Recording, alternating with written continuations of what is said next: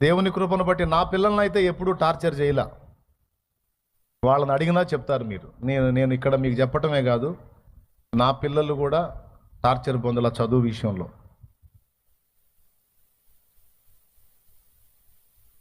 ఒకడికైతే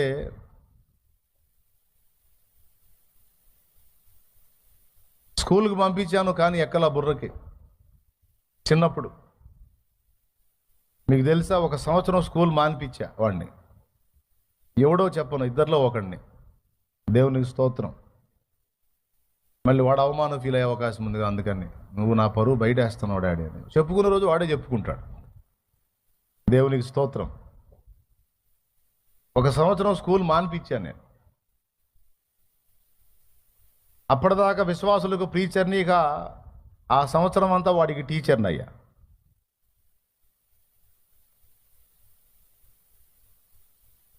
నాకు తెలిసిన సబ్జెక్ట్ అంతా వాడికి నేర్పా. ఇంకేం లేదు, నేను పరిచర్యకి పోయి రావటం, వాడిని కూర్చోబెట్టడం, వాడి చేత అన్ని రాయించటం, చదివించటం. దేవుని కృపను బట్టి వాడికి స్కూల్లో 6 తరగతులు చదివితే ఎక్కనిది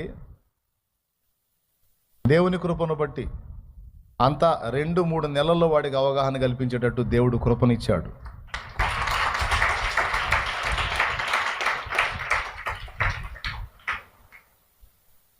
అట్లాగా ఎందుకు చెప్తున్నానంటే, పిల్లలకి అవసరమైతే నీకు తెలివి ఉంటే నేర్పుకో, కష్టపడి చదువు చెప్పుకో. బిడ్డలకు అవసరమైతే అవగాహన కల్పించుకో. నీకే చదువు లేకపోతే చదువు వచ్చిన వాళ్ళ చేత 4 సలహాలు ఇప్పించు, ప్రోత్సహించు.